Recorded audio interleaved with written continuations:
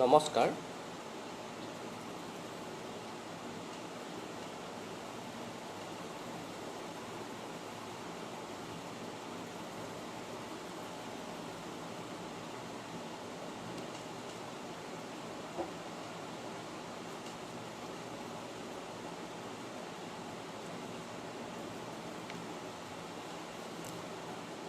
প্ৰথমে মই সকলোলৈকে মোৰ আন্তৰিক অভিনন্দন জনাইছোঁ। দ্য ইউথ মাইণ্ডৰ সকলো কেইগৰাকী ছাত্ৰ ছাত্ৰী, কৰ্মকৰ্তা আৰু ইয়াৰ লগত জড়িত হৈ থকা আমাৰ নতুন প্ৰজন্মৰ যি ডেকা ডেকেৰী আছে তেওঁলোকলৈ মই মোৰ আন্তৰিক অভিনন্দন জনাইছোঁ যে তেওঁলোকে এটা খুব গুৰুত্বপূৰ্ণ বিষয়, খুব এটা জটিল বিষয় আৰু খুব বিতৰ্কিত বিষয় এটাৰ ওপৰত তেওঁলোকে এলানি বক্তৃতামালা আয়োজন কৰিছে। আৰু আজি এই বক্তৃতামালাৰ পঞ্চম খণ্ডত এটা খুব গুৰুত্বপূৰ্ণ বিষয় লৈ মই আপোনালোকৰ সৈতে কিছু কথা পাতিম বুলি আহিছোঁ। গতিকে মই অনুষ্ঠানটো আৰম্ভ কৰাৰ আগতে মই যোৱা কেইবাদিনতো এই অনুষ্ঠানটোৰ এই বক্তৃতামালাৰ কেইবাটাও মই অনুষ্ঠান চাইছোঁ আৰু মই খুবেই আনন্দিত যে আমাৰ নতুন ডেকা ডেকেৰীসকলে, নতুন প্ৰজন্মৰ ছাত্ৰ ছাত্ৰীসকলে যিকোনো এটা বিষয় খুব গভীৰভাৱে বুজিবলৈ চেষ্টা কৰি আহিছে আৰু খুব আন্তৰিকভাৱে বা পঢ়া শুনাৰ জৰিয়তে, চিৰিয়াছ পঢ়া শুনাৰ জৰিয়তে বিষয় এটা বুজিবৰ কাৰণে যত্ন কৰি আহিছে। আৰু তাৰে এনে এটা প্ৰয়াস মই আচলতে দেখিছোঁ, জাতীয়তাবাদ সম্পৰ্কীয় বক্তৃতামালা। দ্য ইউথ মাইণ্ডৰ প্ৰাণজিৎ দাসৰ সৈতে মোৰ কথা বতৰা হওঁতে আৰু মৃন্ময়ৰ সৈতেও কথা বতৰা হওঁতে মই কৈছিলোঁ যে আচলতে আমি জাতীয়তাবাদ সম্পৰ্কে বহু কিছু ভুল ধাৰণা আমাৰ মনত আছে, যিটো আচলতে আমি এইখিনি সময়ত একদম ভালকৈ বুজি পোৱাটো খুব গুৰুত্বপূৰ্ণ।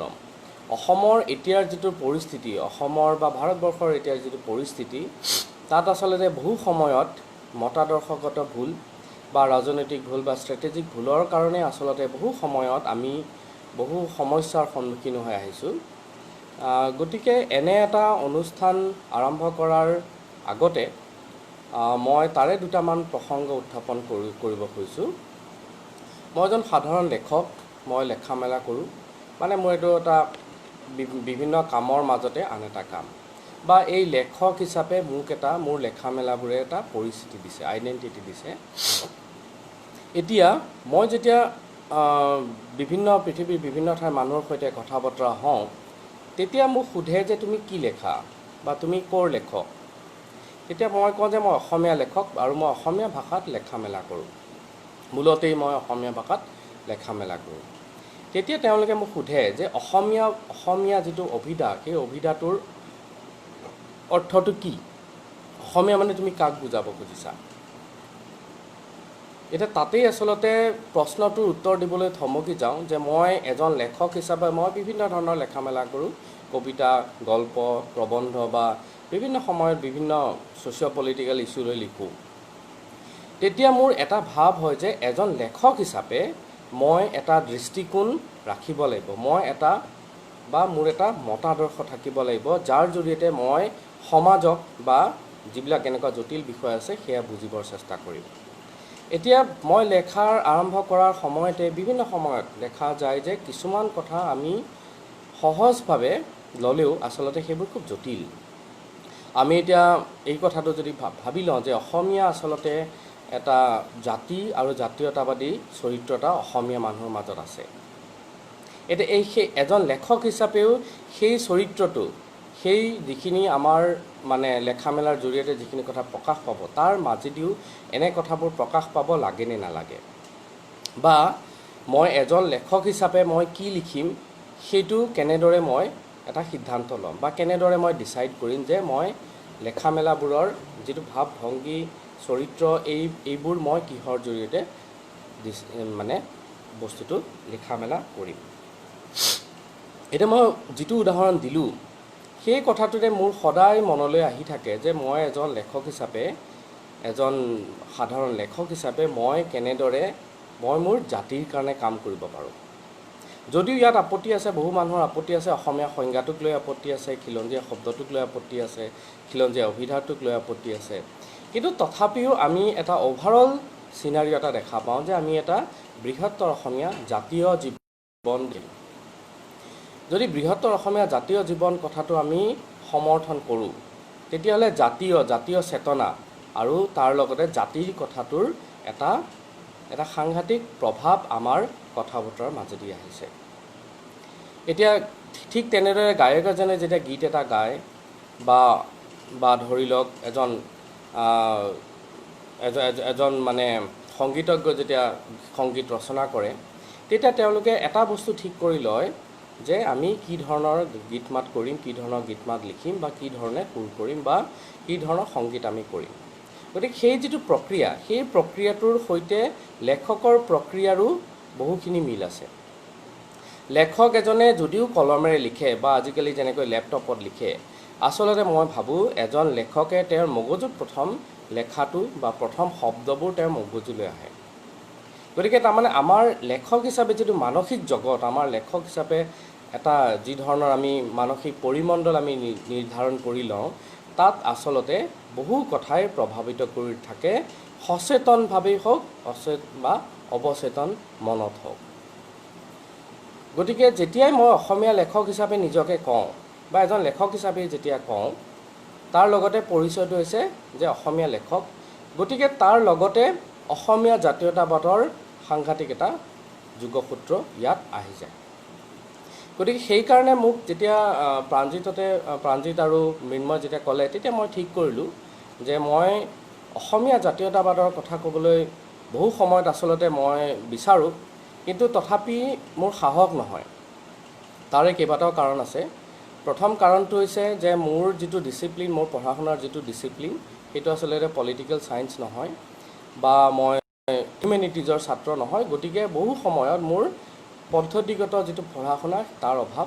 গতিকে সেয়া মোৰ নিজৰ দুৰ্বলতা। সেই দুৰ্বলতাৰ কাৰণে মই বহু সময়ত এনেবোৰ কথা ক'বলৈ নাযাওঁ। দ্বিতীয়তে আনটো কথা হৈছে যে জাতীয়তাবাদ বুলি কোৱাৰ লগে লগেই আচলতে মই ভাবোঁ যে অসমীয়া মানুহৰ মনত এটা এক ধৰণৰ আৱেগ অনুভূতি আচলতে আহি যায়, আৱেগ অনুভূতিৰ সৃষ্টি হয়। গতিকে বহু সময়ত সেই আৱেগত আমি যিবিলাক সমস্যাৰ জটিলতা, যিটো সমাজৰ যিটো জটিলতা বা জাতীয়তাবাদ লৈ যিটো জটিল পৰিস্থিতিৰ সৃষ্টি হৈছে, সেই পৰিস্থিতিটোত মই ভাবোঁ যে মানে কিছু কথা মুকলিকৈ ক'বলৈ গ'লে বহু সময়ত এক ধৰণৰ বিতৰ্কিত কথা কোৱাৰ টেণ্ডেঞ্চিও আমাৰ দেখা যায়। গতিকে সেইকাৰণে মই আজিৰ অনুষ্ঠানত মই অসমীয়া জাতীয়তাবাদ সম্পৰ্কে মই ক'বলৈ অসমৰ্থ বুলি নিজকে কৈছোঁ প্ৰথমতেই। আৰু তথাপি কিন্তু জাতীয়তাবাদৰ যিবোৰ ৰূপ, জাতীয়তাবাদ কেনেকৈ আহিছে, এই সম্পৰ্কে কিছু তাত্ত্বিক কথাৰ জৰিয়তে মই আচলতে কিছু কথা আওপকীয়াকৈ ক'বলৈ চেষ্টা কৰিম।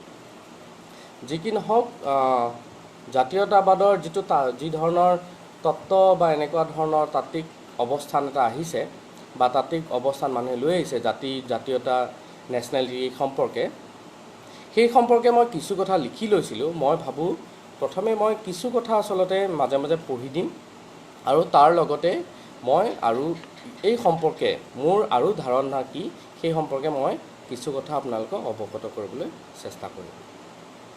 যিকি নহওক মই মূল কথাখিনিলৈ আগবাঢ়িব খুজিছোঁ। এতিয়া মই ভাবোঁ আপোনালোকে কিছু কথা হ'লেও মই যিখিনি সামান্য জ্ঞান অৰ্জন কৰিছোঁ, সেইখিনিৰ জৰিয়তে মই আপোনালোকক কিছু কথা মুকলিভাৱে ক'ব পাৰিম আৰু তাৰ কাৰণে মই দ্য ইউথ মাইণ্ডৰ সমূহ কৰ্মকৰ্তালৈ ধন্যবাদ জনাইছোঁ। মই যিখিনি কথা লিখিছোঁ মই পঢ়ি দিব খুজিছোঁ। এৰিক হবছবমৰ কথা কৈছোঁ আৰম্ভণিতে। এৰিক হবছবমে তেওঁৰ nations and nationalism since 1780 programme myth and reality, এখন 1990 চনত প্ৰকাশিত তেখেতৰ এখন বিখ্যাত গ্ৰন্থ। সেই গ্ৰন্থখনৰ প্ৰথমটো পৃষ্ঠাত তেখেতে লিখিছিল, জাতি শীৰ্ষক পৰিভাষাটো আৰু ইয়াৰ পৰা নিৰ্ণীত শব্দকোষ বা বাক্যাৱলীৰ কিছু জ্ঞান অৰ্জন নকৰাকৈ পৃথিৱী নামৰ গ্ৰহটোৰ শেহতীয়া 2 শতিকাৰ মানৱ ইতিহাস আমাৰ বোধগম্য নহ'ব। এই পৰিভাষাটোৱে নিশ্চয়কৈ মানৱ সম্পৰ্কিত কিছু খুব গুৰুত্বপূৰ্ণ দিশ প্ৰকাশ কৰা দেখা যায়। জাতি, জাতীয়তা আৰু জাতীয়তাবাদ এই ধাৰণাবোৰ মানুহ আৰু মানৱ ইতিহাসৰ বাবে কিমান জৰুৰী সেই কথাটো বুজি পোৱাৰ বাবে হবছবমৰ দৰে সবাতোকৈ শ্ৰদ্ধেয় ইতিহাসবিদ পণ্ডিতৰ এই দুটা শাৰীয়ে যথেষ্ট। কিন্তু এই কিছু জ্ঞান বুলি তেখেতে কৈছে যে তেওঁ কথাখিনি মই আকৌ কৈছোঁ যে এই পৰিভাষাটোৱে নিশ্চয়কৈ মানৱ সম্পৰ্কিত কিছু খুব গুৰুত্বপূৰ্ণ দিশ প্ৰকাশ কৰা দেখা যায়। কিন্তু এই কিছু জ্ঞান প্ৰকৃততে কি তাতেই জাতীয়তাবাদৰ মূল ৰহস্যটো লুকাই আছে। এই আইৰনিটো সকলোতকৈ ভালকৈ ব্যক্ত কৰিছে 19 শতিকাটোক জাতি নিৰ্মাণৰ শতিকাৰূপে গণ্য কৰা ৱাল্টাৰ বেজেটে তেখেতৰ ফিজিক্স এণ্ড পলিটিক্স শীৰ্ষক গ্ৰন্থখনত। 1887 চনত এই গ্ৰন্থখন প্ৰকাশিত হৈছিল। তেখেতে কৈছে উই ন' হোৱাট ইট ইজ, আমি জাতীয়তাবাদ জানো, when you do not ask us, যেতিয়া আপুনি মোক কথাটো নুসুধে, but we cannot very quickly explain or define it, আমি খুব সহজেই জাতীয়তাবাদ আমি বুজাব বা ইয়াক সংজ্ঞায়িত কৰিব নোৱাৰোঁ। গতিকে মই জাতীয়তাবাদ আৰু এই সম্পৰ্কে এৰিক হবছবম আৰু বেনেডিক্ট এণ্ডাৰছনৰ কিছু মূল তত্ত্ব আৰু ধাৰণাসমূহৰ এটা সাধাৰণ আলোচনা দাঙি ধৰাৰ চেষ্টা কৰিম। কিয়নো মই বিশ্বাস কৰোঁ যে যিকোনো প্ৰগতিশীল বা ৰেডিকেল গণতান্ত্ৰিক ৰাজনীতিৰ বাবে জাতীয়তাবাদৰ মূল মৰ্ম বোধগম্য হোৱাটো এক অতি প্ৰয়োজনীয় কথা। এইখিনিতে এটা মই স্পষ্টীকৰণ দিব খুজিছোঁ যে মই যিখিনি কথা ক'ম সেইখিনি কথা আচলতে যিসকল বিশেষজ্ঞ, যিসকল এই সম্পৰ্কে জনা ব্যক্তি তেওঁলোকে জানেই। মই আচলতে আমাৰ যিসকল সৰু ল'ৰা ছোৱালী বা উঠি অহা যিসকল তৰুণ প্ৰজন্মৰ ল'ৰা ছোৱালী তেওঁলোকৰ কাৰণেহে এই কথাখিনি প্ৰস্তুত কৰিছোঁ। গতিকে তাত যদি ক'ৰবাত ভুল ভ্ৰান্তিও থাকি যায় মোকো তেওঁলোকৰ লগৰ ছাত্ৰ বুলি ক্ষমা কৰি দিব। যোৱা শতিকাৰ 70 আৰু 80ৰ দশকটো আছিল জাতি আৰু জাতীয়তাবাদৰ মৌলিক আৰু তাত্ত্বিক আলোচনাৰ বাবে বিস্ময়কৰ যুগ। এই সময়তে প্ৰকাশিত হয় জাতীয়তাবাদৰ তাত্ত্বিক আলোচনাৰ সকলোতকৈ গুৰুত্বপূৰ্ণ গ্ৰন্থ 3খন আৰু গ্ৰন্থকাৰ 3জন আছিল জাতীয়তাবাদৰ 3জন বাটকটীয়া পণ্ডিত। বেনেডিক্ট এণ্ডাৰছনৰ ইমাজিন কমিউনিটিজ এইখন 1983 চনত প্ৰকাশিত হৈছিল। আৰ্নেষ্ট গেলনাৰৰ নেশ্যনছ এণ্ড নেশ্যনেলিজিম 1983 চনত প্ৰকাশিত আৰু Eric হবছবমৰ nations and nationalism since 1780 এইখন 1990 চনত প্ৰকাশিত হৈছিল। এৰিক হবছবমে তেওঁৰ গ্ৰন্থখনৰ প্ৰথমটো অধ্যায়টোৰ শিৰোনামটো এনেকুৱা দ্য নেশ্যন এজ নভেল্টি। সেই অধ্যায়টোত সেই দশক দুটাত জাতীয়তাবাদৰ তাত্ত্বিক আলোচনাই লাভ কৰা অপৰিমিত সাফল্য দাঙি ধৰাৰ লগে লগে এই কথাও মুকলিকৈ কৈছে কিদৰে এই সমূহ তাত্ত্বিক আলোচনা আৰু গ্ৰন্থ প্ৰকাশৰ পূৰ্বে আশ্চৰ্যজনকভাৱে পণ্ডিতসকলে বিষয়টোক অৱহেলিত কৰি থৈছিল। হবছবমৰ বিশ্বাস আছিল যে এজন মানুহ একে সময়তে এটা জাতিৰ ভাল ইতিহাসবিদ আৰু এজন জাতীয়তাবাদী হ'ব নোৱাৰে। মই এই কথাটো বিশ্বাস কৰোঁ, এজন মানুহ একে সময়তে এটা জাতিৰ ভাল ইতিহাসবিদ আৰু এজন জাতীয়তাবাদী হ'ব নোৱাৰে। তাৰমানে জাতীয়তাবাদৰ সৈতে যিটো সমালোচনাত্মক ধাৰা এই কথাটোৰ এটা খুব ওতঃপ্ৰোত সম্পৰ্ক এটা আছে, জাতীয়তাবাদৰ সমালোচনা। গতিকে এই কথাটোৱে তেখেতে কৈছে জাতি ৰাষ্ট্ৰই সদায় বিভিন্ন ধৰণেৰে নিজৰ আধিপত্য ৰাইজৰ মাজত বিস্তাৰ কৰি আহিছে আৰু তাৰ বাবে সহায় লৈছে জাতীয়তাবাদৰ আৰু তাৰ জৰিয়তেই নিজৰ ৰাষ্ট্ৰশক্তি বৃদ্ধি কৰিবলৈ বদ্ধপৰিকৰ হৈ আহিছে। অন্যহাতে জাতীয়তাবাদী বা ৰাষ্ট্ৰবাদী বা জনগোষ্ঠীয় অথবা মৌলবাদী যিকোনো ধৰণৰ ৰাজনীতি বা মতাদৰ্শসমূহৰ কেঁচা মাল হৈছে ইতিহাস। তাৰমানে আমি জাতীয়তাবাদ বুলি কওঁ, ৰাষ্ট্ৰীয়তাবাদ বুলি কওঁ বা যিকোনো ধৰণৰ বাদৰ কথাই কওঁ, এই গোটেই বিষয়বোৰৰ এই যিটো মানে ধাৰণাবিলাক যেনেকৈ আহিছে, কনচেপ্টবিলাক যেনেকৈ আহিছে, তাৰ যিটো মূল মেটেৰিয়েল, মূল যিটো বিষয় সেইটো হৈছে ইতিহাস। গতিকে আমি ইতিহাসৰ পাতৰ পৰা কোনো কথা তুলি ননাকৈ, ইতিহাসৰ পাতৰ পৰা আমি কথাখিনি ননাকৈ আমি আচলতে জাতীয়তাবাদৰ বিষয়ে কোৱাটো মোৰ মতে এক ধৰণৰ নিজকেই আচলতে ঠগি থকাৰ দৰে। গতিকে মই ভাবোঁ ইতিহাসৰ যিটো আচল ৰূপ, সেই ৰূপবোৰ আমি উন্মোচিত কৰাটো জাতীয়তাবাদৰ এটা অন্যতম কাম। জাতীয়তাবাদৰ সংজ্ঞা নিৰূপণ আৰু বিস্তাৰিত আলোচনাৰ বাবে হবছবমে পোনপ্ৰথমে সহায় ল'লে জাতীয়তাবাদৰ চিন্তা চৰ্চাৰ সকলোতকৈ প্ৰভাৱশালী তাত্ত্বিক আৰ্নেষ্ট গেলনাৰৰ। গেলনাৰৰ সংজ্ঞা মতে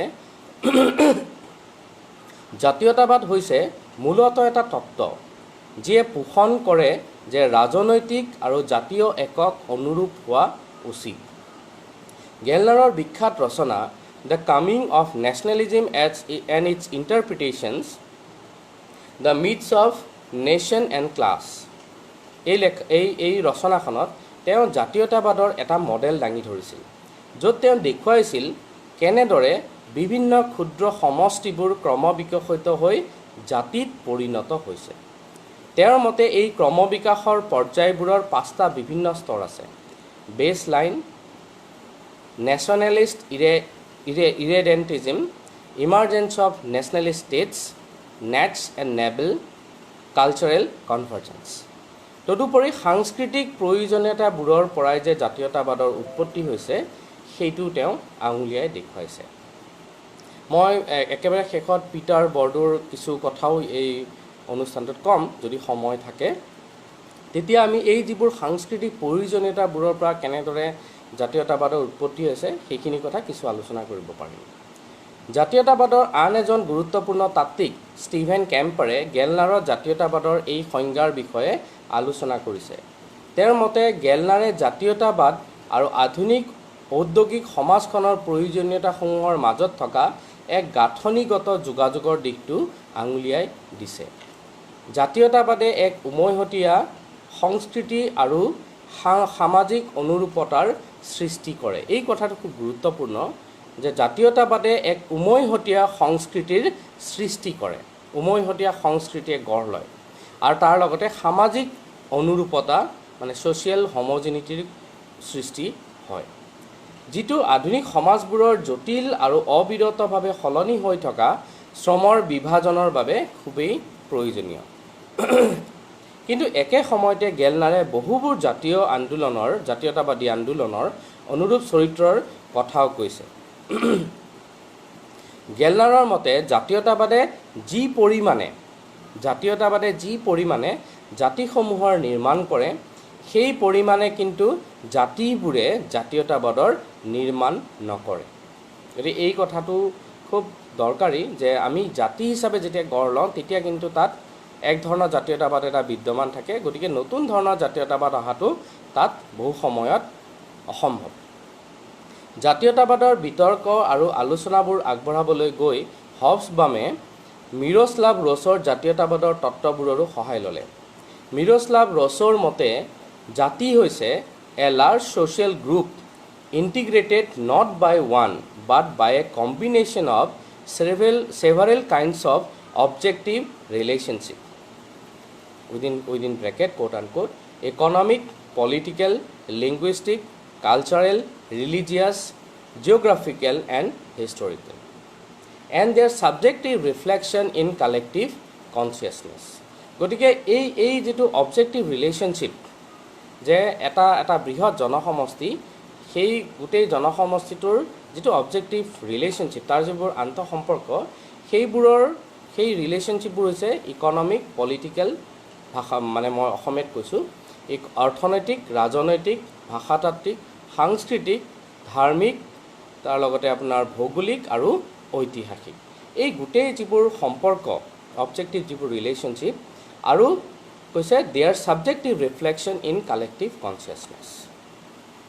ৰছে তাৰ বিখ্যাত ৰচনা from national movement to fully form nation, the national middling process in ইউৰোপত জাতি নিৰ্মাণ আৰু বা জাতীয় পৰিচয় নিৰ্মাণৰ তিনিটা সঁচাৰ কাঠি দাঙি ধৰিছে।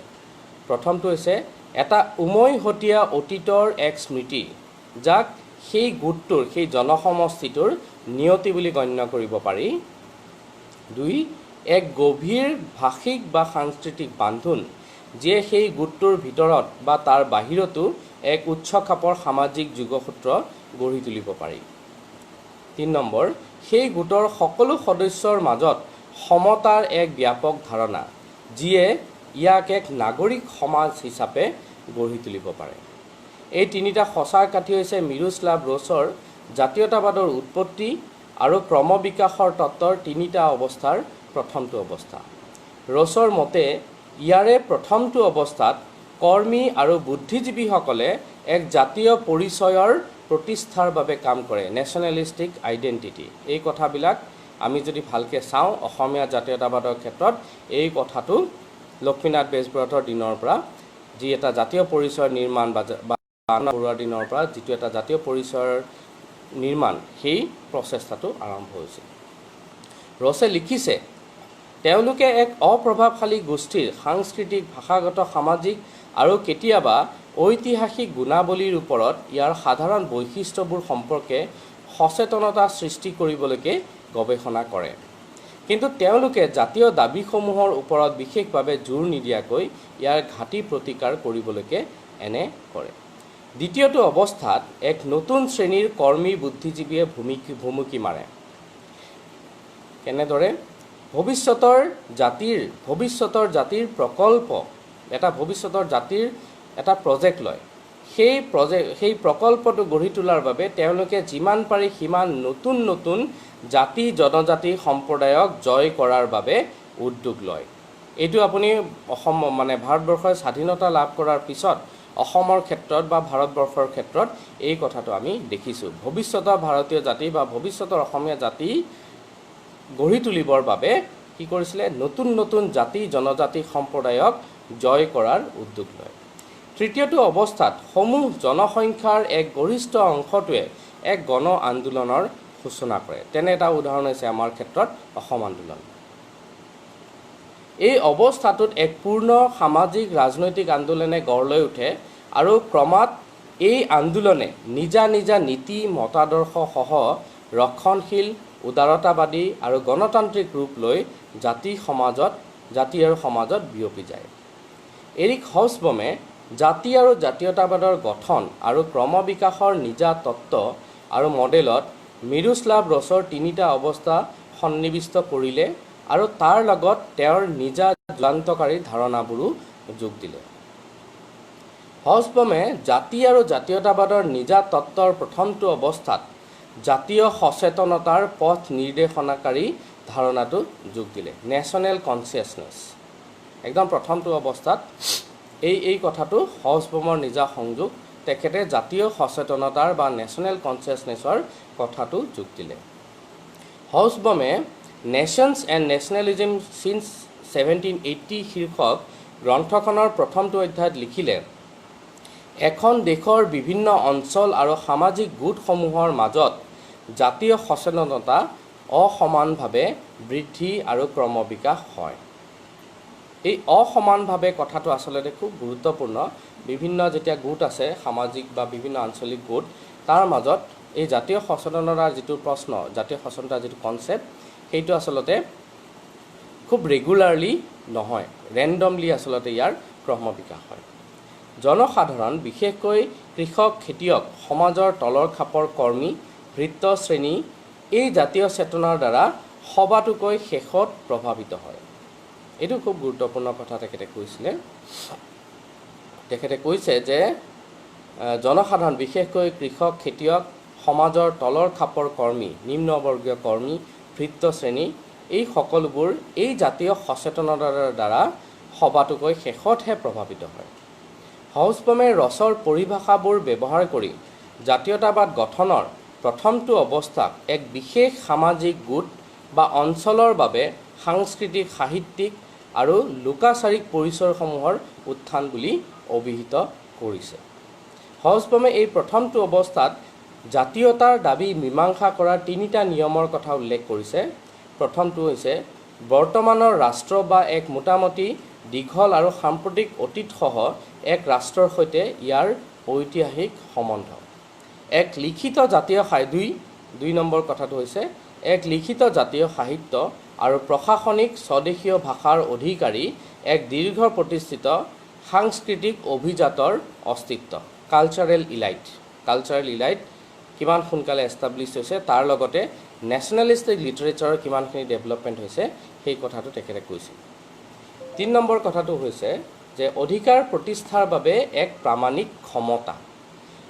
এতিয়া জাতীয়তাবাদৰ সৈতে ক্ষমতাৰ যিটো আন্তঃসম্পৰ্ক, ক্ষমতাৰ যিখিনি সম্পৰ্ক বিভিন্ন ধৰণে আমি দেখিছোঁ, সেই জাতীয়তাবাদী চেতনাটো এটা নেশ্যনেল কনচিয়াছনেছ বুলি যদি আমি কওঁ, তাৰ লগতে জাতীয়তাবাদ আৰু জাতীয়তাবাদৰ মুখ্য যিটো উদ্দেশ্য হৈছে ক্ষমতা দখল, এই কথাটো নিজৰ অধিকাৰ প্ৰতিষ্ঠাৰ বাবে ক্ষমতা দখলৰ যিটো প্ৰক্ৰিয়া বা ক্ষমতাৰ মাজত ক্ষমতাৰ যিটো ষ্ট্ৰাকচাৰ, ক্ষমতাৰ যিটো বিন্যাস, সেইটোত ভাগ লোৱাৰ এক ধৰণৰ সাংঘাতিক প্ৰভাৱ দেখা যায়। গতিকে জাতীয়তাবাদৰ সৈতে ক্ষমতাৰ প্ৰশ্নটো বিভিন্ন ধৰণেৰে জড়িত হৈ আছে। হবছবামে জাতীয়তাবাদ গঠনৰ দ্বিতীয়টো অৱস্থাক জনপ্ৰিয় আৰ্হি জাতীয়তাবাদ বুলি অভিহিত কৰিছে। এই অৱস্থাত এক দলৰ আৱিৰ্ভাৱ হয়, যি গঠিত হয় জাতীয় ধাৰণাত বিশ্বাসী অগ্ৰগণী আৰু উগ্ৰবাদীসকলৰ দ্বাৰা। এই কথাটোত আচলতে এইটো এটা থিয়ৰিটিকেল কথা, তথাপি মই দেখা যিটো সমস্যা, জাতীয় ধাৰণাত বিশ্বাসী যিসকল অগ্ৰগণী তেওঁৰ সেই কথাটো মোৰ আপত্তি নাই, কিন্তু এক ধৰণৰ উগ্ৰবাদী চিন্তাধাৰাই আচলতে জাতীয়তাবাদক নিজৰ বাটলৈ লৈ যায়। তেতিয়া আচলতে বিভিন্ন ধৰণৰ উগ্ৰবাদী বা উগ্ৰ জাতীয়তাবাদী চিন্তাৰ এটা বাট মুকলি হয়। তেওঁলোকে জাতীয়তাৰ এই ধাৰণাৰ সপক্ষে প্ৰবল প্ৰচাৰ চলায়। তেনে মই এটা উদাহৰণ দিব খুজিছোঁ। তেওঁলোকে জাতীয়তাৰ এই ধাৰণাৰ সপক্ষে প্ৰবল প্ৰচাৰ চলায়। এই কথাটোত অসমৰ ক্ষেত্ৰত আমাৰ শ্ৰদ্ধেয় স্বৰ্গীয় জ্ঞাননাথ বৰাদেৱে প্ৰথম যেতিয়া অসমীয়া জাতীয়তাবাদৰ সম্পৰ্কে তেওঁৰ মতামত প্ৰকাশ কৰিছিল, তাৰ উদ্দেশ্যটো আছিল যে এই যিটো জাতীয় ধাৰণা বা জাতীয়তাৰ পক্ষত মানুহক প্ৰভাৱিত কৰা, অসমীয়া সাধাৰণ মানুহক প্ৰভাৱিত কৰা, আৰু তাৰ লগতে অম্বিকাগিৰি ৰায়চৌধুৰীদেৱৰো অৱদানটো আমি এই সময়ত সোঁৱৰিব লাগিব। হবছবামে এই জনপ্ৰিয় আৰ্হি জাতীয়তাবাদৰ গঠন আৰু ক্ৰমবিকাশৰ বাবে 4টা মূল আদৰ্শ প্ৰমাণৰ কথা কৈছে। প্ৰথমটো হৈছে ভাষা। গতিকে জাতীয়তাবাদৰ যিটো এটা মূল ভিত্তি সেইটো কিন্তু বহু সময়ত ভাষা। দ্বিতীয়টো হৈছে জনগোষ্ঠীয় চেতনা বা জনগোষ্ঠী।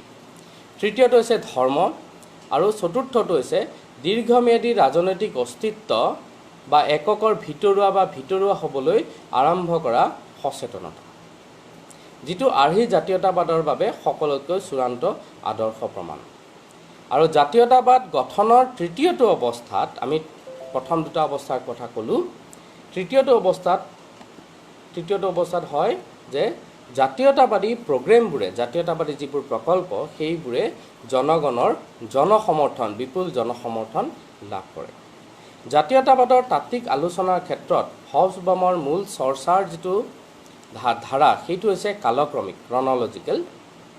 তেওঁ জাতীয়তাবাদৰ চৰ্চাৰ আৰম্ভণি কৰিছে 18 আৰু 19 শতিকাৰ বুৰ্জোৱা বিপ্লৱৰ সময়ত জন্ম লাভ কৰা আধুনিক জাতিসমূহৰ পৰা, আৰু শেষ কৰিছে 21 শতিকাত জাতীয়তাবাদৰ নিয়তি সম্পৰ্কে কৰা কল্পনা আৰু চিন্তা চৰ্চাৰে।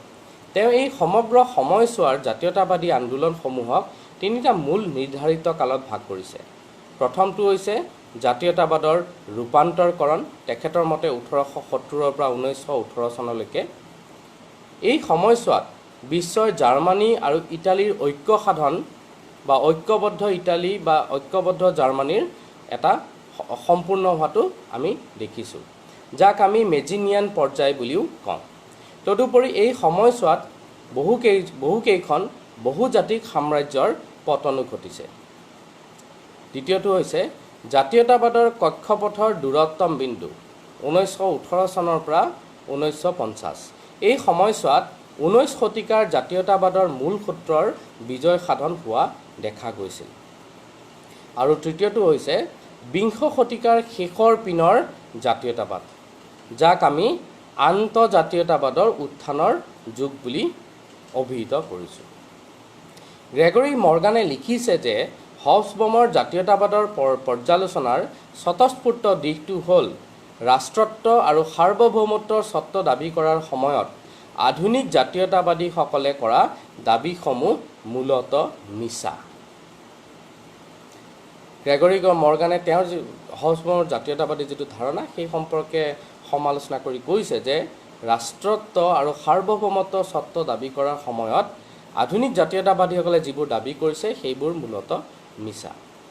হবছবমৰ মতে জাতীয়তাবাদে কাৎচিতহে জীৱনৰ এটা স্পষ্ট দিশ বা এটা দীৰ্ঘম্যাদী নিয়ম প্ৰতিফলিত কৰে।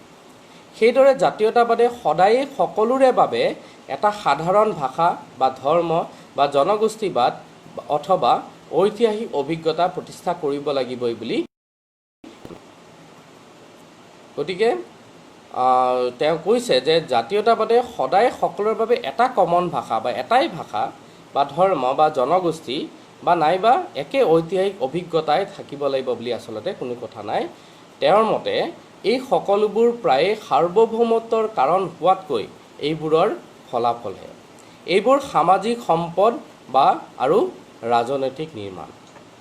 হবছবমে এই কথাটো জোৰ দিছে যে জাতীয়তাবাদৰ বিকাশ আৰু প্ৰসাৰৰ বিশ্লেষণ আমি তলৰ পৰাহে কৰিব লাগিব।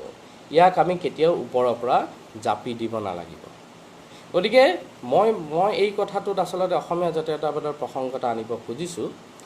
আমি যিবোৰ ধাৰণা যিসকল বুদ্ধিজীৱী লেখক বা জাতীয়তাবাদী ৰাজনীতিবিদ তেওঁলোকে বহু সময়ত মোৰ যিটো ধাৰণা মোৰ ব্যক্তিগত ধাৰণা আমি যিকোনো এটা ধাৰণা আমি সাধাৰণ মানুহৰ ওপৰত জাপি দিয়াৰ যিটো টেণ্ডেঞ্চি যিটো প্ৰৱণতা সেই প্ৰৱণতাটোক আমি প্ৰতিহত কৰিব লাগিব।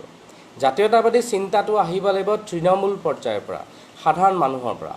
সাধাৰণ মানুহে নিজকে অসমীয়া জাতিৰ এটা উৎকৃষ্ট অংগ বুলি বা এটা অংগাংগী অংগ বুলি নিজকে বিবেচনা কৰি যেতিয়া জাতিৰ সপক্ষে মাত মাতিবলৈ আৰম্ভ কৰিব তেতিয়া মই ভাবোঁ সেইটো আচলতে শুদ্ধ জাতীয়তাবাদৰ পথ। এতিয়া আমি তেনেকুৱা বহু সময়ত দেখিছোঁ যে জাতীয়তাবাদী নেতৃত্বই যিবিলাক সিদ্ধান্ত লয় সেই সিদ্ধান্তবোৰ বহু সময়ত পৰৱৰ্তী সময়ত ভুল প্ৰমাণিত হোৱাও আমি দেখিছোঁ ইতিহাসৰ বিভিন্ন সময়ত। তাৰ মূল কাৰণটো হৈছে যে জাতীয়তাবাদীসকল যিসকল চিন্তাবিদ বা যিসকল ৰাজনৈতিক নেতা তেখেতসকলে তেওঁলোকৰ নিজৰ ধ্যান ধাৰণাটো সমাজলৈ বিয়পাই দিয়াৰ কাৰণে কাম কৰে। কিন্তু মই ভাবোঁ এই কথাবোৰ সলনি হৈছে।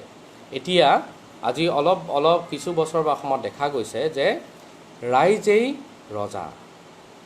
ৰাইজেহে আচলতে জাতীয়তাবাদী চিন্তা চৰ্চাৰ মূল যিটো ভেটি মই সেইটো বুলি ভাবোঁ। সৰ্বসাধাৰণ যিসকল জনগণ সেই জনগণেহে জাতীয়তাবাদৰ মূল ৰূপটো বা মূল পথটো নিৰ্ণয় কৰাটো উচিত বুলি মোৰ ধাৰণা। যি কি নহওক মই আকৌ আহিছোঁ কিয়নো গ্ৰেগৰী মৰ্গানৰ মতে ৰাষ্ট্ৰৰ দ্বাৰা প্ৰতিপালিত একাত্মতাৰ অনুভূতিয়ে ভাষা আৰু ধৰ্ম সংযুক্ত বিশ্বাস অন্তৰ্ভুক্ত হোৱা এক আৰ্হি জাতীয়তাবাদী মাটিৰ অবিহনে ইয়াৰ শিপাক কাৎচিতহে প্ৰতিস্থাপিত কৰে। মই হবছবমৰ যিটো ধাৰণা জাতীয়তাবাদ সম্পৰ্কে ধাৰণা আৰু তাৰ লগতে গেলাৰৰ যিখিনি ধ্যান ধাৰণা একদম সহজভাৱে মই যিখিনি কথা বুজি পাইছোঁ বা শুদ্ধভাৱে বুজাব কিছু এটা চেষ্টা কৰিছোঁ। এতিয়া মই আহিব খুজিছোঁ জাতীয়তাবাদ আৰু কল্পনাপ্ৰসূত কৌমসমূহ সম্পৰ্কে। এইটো বেনেডিক্ট এণ্ডাৰছনৰ এটা খুব বিখ্যাত ধাৰণা আৰু খুব এষ্টাব্লিছ ধাৰণা, খুব এষ্টাব্লিছ কনচেপ্ট। গতিকে এই সম্পৰ্কে মই বেছি সময় নলওঁ। এই সম্পৰ্কে মই কিছু কথা আপোনালোকক জনাব খুজিছোঁ। যদি বিষয়বস্তুটো অলপ মানে টান হৈছে বা জটিলতা আহিছে মই ভাবোঁ জাতীয়তাবাদী চিন্তা চৰ্চাৰ ক্ষেত্ৰত জটিলতা থাকিবই। আমি সেই যিবিলাক জটিল পৰিস্থিতিৰ সময়ত আমি বহু সময়ত আমি দিশহাৰা হৈ যাওঁ। দিশহাৰা হোৱাৰ কাৰণটো হৈছে যে আমি বিষয়বস্তুবিলাক আমি তাত্ত্বিকভাৱে আলোচনা কৰিব নোৱাৰোঁ। আমি কাৰোবাৰ পৰা ধাৰ কৰা বা কাৰোবাৰ পৰা আমি নিজে লৈ লোৱা ধাৰণাবিলাকহে আমি আচলতে প্ৰসাৰিত কৰিবলৈ চেষ্টা কৰোঁ। গতিকে মই ভাবোঁ যিবোৰ জাতীয়তাবাদ বা জাতি নেশ্যনেল কনচিয়াছনেছ এই সম্পৰ্কে এক বহল ভিত্তিত আলোচনা হ'ব লাগে, বিতৰ্ক হ'ব লাগে আৰু বিষয়বোৰ আচলতে সঁচাকৈয়ে জটিল। আৰু গতিকে সেই তেনেবোৰ জটিলতালৈ আমি যদি যাব খোজোঁ কিছু জটিলতাটো আমি ইয়াৰ মাজতে পাম গতিকে আমি সেই জটিলতাক অতিক্ৰম কৰিব পৰাটোহে আমাৰ নিজৰ যিটো জাতীয়তাবাদ সেইটো সফল হোৱাৰ এটা অন্যতম উপায় যিকি নহওক মই বেনেডিক্ট এণ্ডাৰছনৰ ইমাজিন কমিউনিটিজৰ ধাৰণাটোলৈ আহিব খুজিছোঁ বেনেডিক্ট এণ্ডাৰছনে যেতিয়া তেওঁৰ বিখ্যাত গ্ৰন্থ imagine communities reflections on the origin and spread of nationalism 1983 চনত প্ৰকাশিত হৈছিল তাত তেখেতে লিখিলে মই কথাটোৰ অসমীয়া অনুবাদ ইয়াত কৈছোঁ তেখেতে ইংৰাজীতে লিখিছে এক নৃতাত্ত্বিক উদ্যমত মই জাতিৰ সূত্ৰ তলত দিয়া ধৰণেৰে প্ৰস্তাৱিত কৰোঁ তেখেতে জাতিৰ এটা নতুন সূত্ৰ তেখেতে দিবলৈ যত্ন কৰিলে এইটো হৈছে জাতি হৈছে এক কল্পনাপ্ৰসূত ৰাজনৈতিক কৌম মানে কমিউনিটি